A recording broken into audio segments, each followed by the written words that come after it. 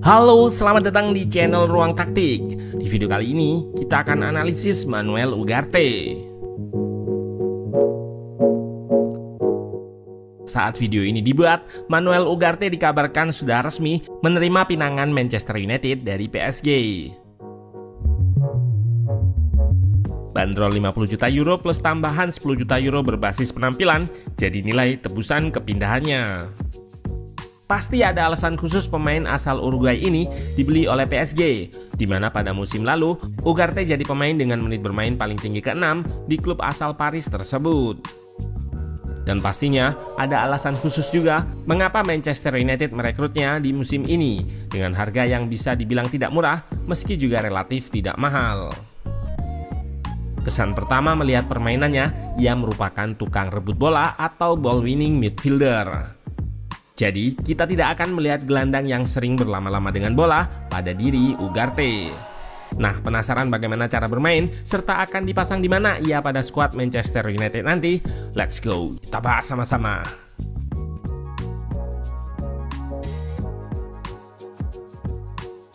Manuel Ugarte bukanlah gelandang serba bisa atau versatile. Di PSG, ia hanya menjalankan role sebagai defensive midfielder. Hanya satu kali ia diplot sebagai central midfielder atau lebih ke depan. Tentu hal ini juga berkaitan dengan formasi yang digunakan klubnya, yaitu 4-3-3, di mana hanya menggunakan satu gelandang bertahan, single pivot. Ketika bermain untuk timnasnya pun sama. Ugarte banyak diplot sebagai single pivot atau satu gelandang yang berada di depan bek. Menariknya di MU, formasi yang digunakan berbeda, yaitu 4-2-3-1. Prediksi Ruang Taktik, Ten Hag gak akan mengubah formasi ini menjadi 4-3-3 murni, melainkan seperti eranya di Ajax, tetap menggunakan double pivot, namun satu gelandang diplot lebih bertahan. Disinilah role Ugarte. Setup formasi 4-2-3-1 ini memang mengingatkan kita akan masa kejayaan Ten Hag di Ajax. Pada musim 2019-2020, ketika Ten Hag masih punya Frenkie de Jong, adalah Schöne yang menemaninya pada posisi double pivot. Ketika de Jong naik pun, Schöne yang akan berperan sebagai gelandang bertahan sendirian atau single pivot. Terutama terlihat saat transisi ke bertahan, ia yang kerap jadi filter di depan bek. Peran ini yang Ruang Taktik prediksi lebih cocok bagi Manuel Ugarte di MU. Ia lebih banyak terlibat ke aspek bertahan, terutama berada di depan bek untuk memfilter serangan sebelum masuk pertahanan. Ada satu aspek yang sangat sulit dilihat untuk defensive midfielder atau gelandang bertahan, yaitu soal positioning dan marking. Jika pemain depan harus berada di posisi yang tepat untuk mencetak gol ke gawang, maka gelandang bertahan atau DM harus selalu berada di posisinya ketika lawan menyerang. Ini adalah problem MU yang bisa kita lihat pada awal klip. Situasi back terekspos seperti ini sangat sering terjadi. Mainu sebagai gelandang bertahan tidak pada posisi idealnya. Casemiro malah tidak terlihat. Back terus mundur tanpa ada yang mengganggu pembawa bola, dan akhirnya jadi peluang Liverpool.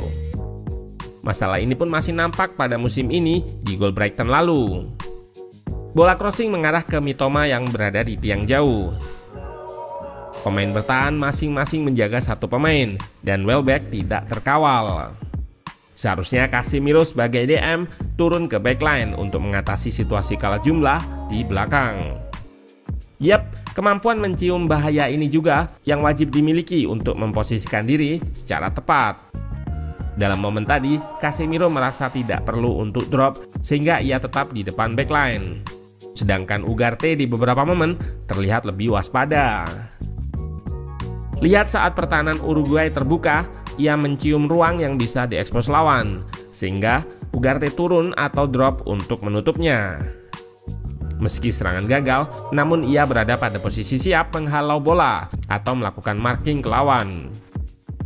Memang positioning ini nampak simple, namun pemain harus tahu kapan drop atau turun ke garis pertahanan dan kapan naik. Terlihat di sini para back tersedot ke sayap lantaran lawan melakukan wide overload. Ugarte langsung turun melakukan cover sehingga nampak Uruguay bermain dengan 5 back. Dalam klip lain, ketika terkena serangan balik, ia langsung turun dan hendak mengcover fullback yang naik. Namun ketika serangan lawan dinetralisir, Ugarte langsung kembali naik dan ini membantu pertahanan untuk segera reshape. Manuel Ugarte adalah gelandang bertipikal ball-winning midfielder. Jika kita bandingkan dengan Casemiro, terlihat banyak aspek yang justru lebih diungguli gelandang asal Brasil tersebut, seperti touch atau seringnya memegang bola, lalu umpan ke depan atau passing progresi, serta duel udara. Satu keunggulan Ugarte yang lebih sedikit dari Casemiro adalah tackle. Lalu ada dispossess atau kehilangan bola. Yap, Ugarte lebih jarang kehilangan bola yang cukup menjelaskan role-nya.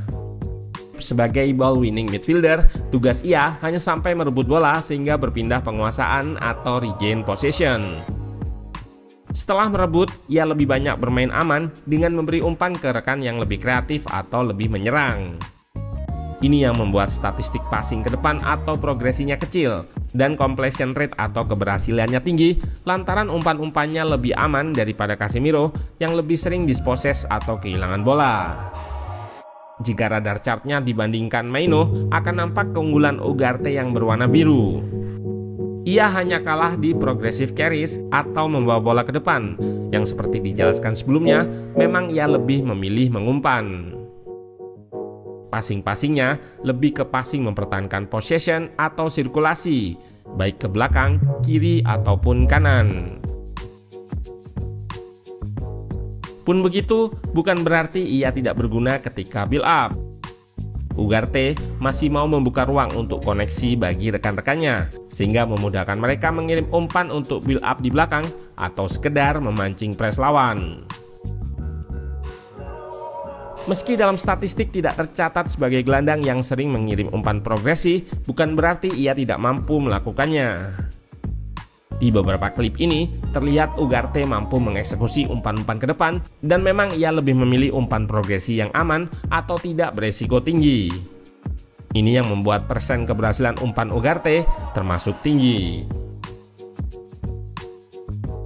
Sebetulnya, aspek build up ini tidak jadi masalah jika MU mampu memaksimalkan pemain seperti De Ligt dan Mazraoui yang baru dibeli. Keduanya punya kemampuan build up yang baik juga selain Lisandro.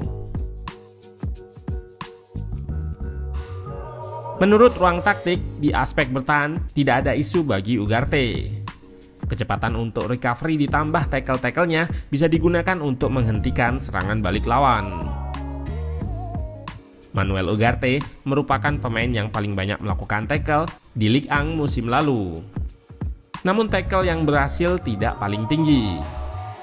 Ini berarti spam tackle-nya tidak selalu berhasil dan di IPL yang intensitas liganya lebih tinggi sangat riskan terekspos, terutama menghadapi pemain berteknik serta berkecepatan tinggi.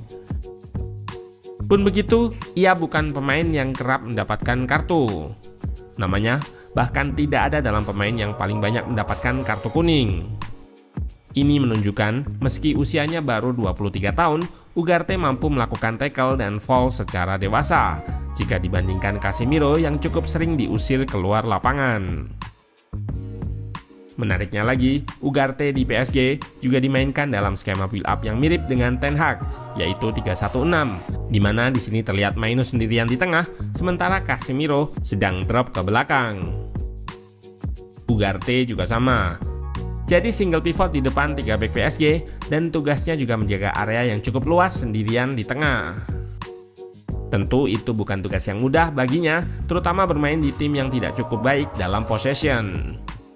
Yap, jika dibandingkan MU, PSG tentu lebih baik possessionnya, yang artinya Ugarte nanti akan lebih banyak diuji ketika tanpa bola atau transisi ke bertahan. Pembelian MU yang menyasar pemain muda menunjukkan proyek jangka panjang sedang dijalankan klub ini. Musim pertama Ugarte merupakan momen untuk menguji seberapa bisa ia beradaptasi di liga baru.